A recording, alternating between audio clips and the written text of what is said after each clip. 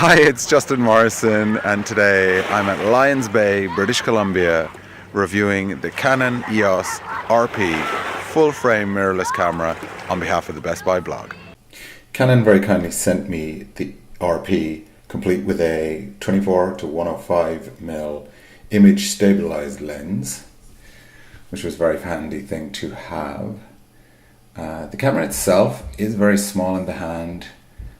It's got that on-off switch at the top, which is a new feature which I haven't seen before. Battery is very easy to install underneath, and the battery life was excellent. I found very easy to install the card too. There's a number of different shooting features, many of which Canon users will be familiar with. It's a pretty light unit, I have to say, much lighter than my 5D, for example.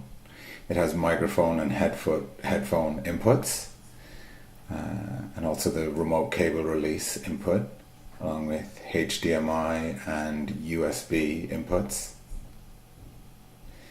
Unfortunately, you're not able to charge the RP by USB unless you have a special battery and connector, which does not come as standard.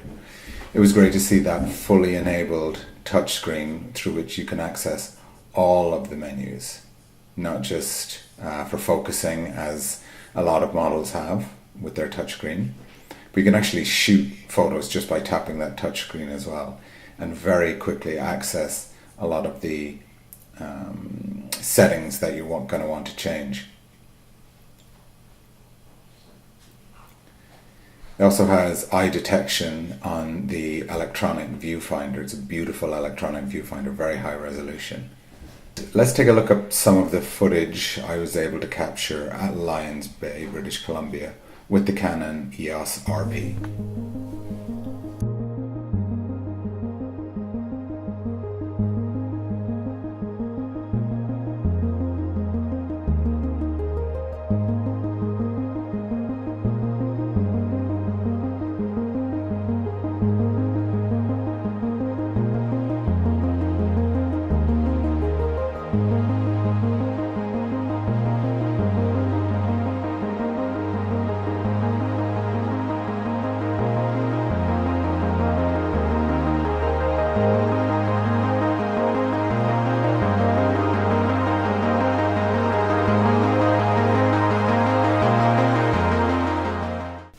Shooting video with the RP is really great if you have an image stabilized lens, because coupled with the image stabilization on the lens, you have inbuilt stabilization when you're shooting. So it stabilizes the image as you're shooting it. It's not actual physical stabilization where the sensor compensates for your movements, but it is a stabilization that makes for a steadier image nonetheless.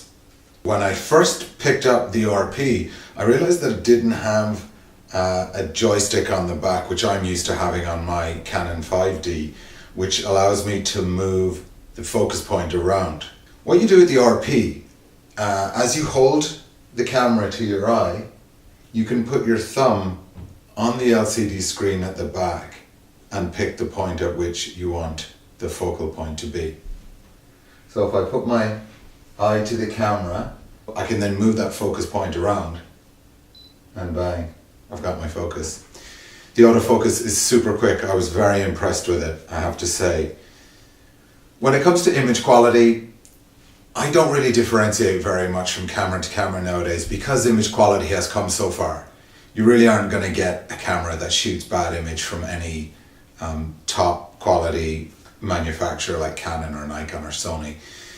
So image quality isn't a huge deal for me. Really, usability is a big issue for me. How quickly I can get my focus point where I want it, how quickly I can access all my settings. Those things really matter to me. Battery life matters to me. Battery life is good on the RP. I had no issue with it. The size, while that's touted as one of the great features, I found the size almost a bit too small. I just have this situation where my little finger down here is kind of lost.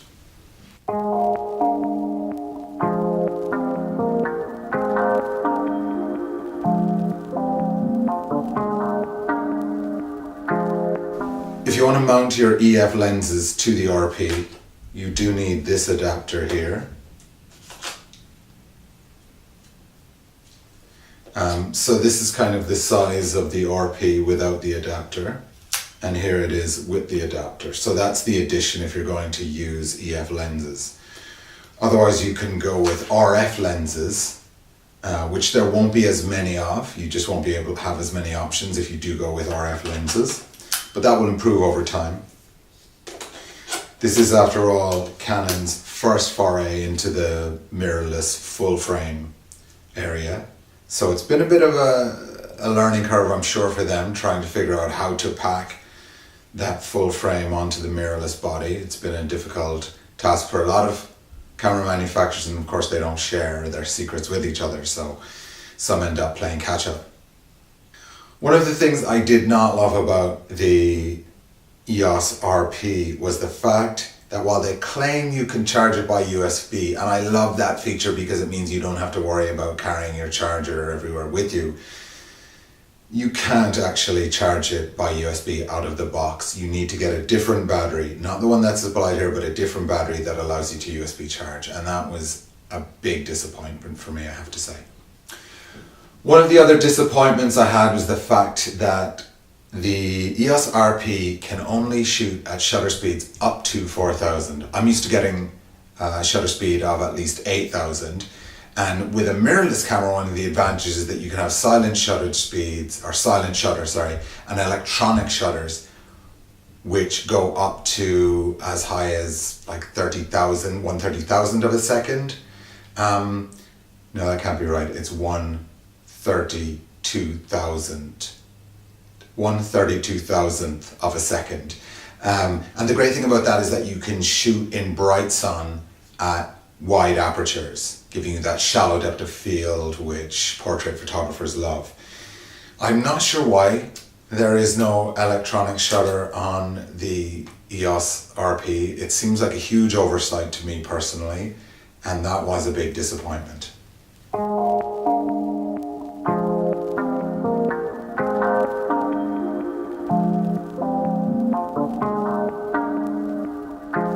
It's a fantastic camera. It's got a lot of great features. I love the fact that Canon users can use their existing lens set with this camera.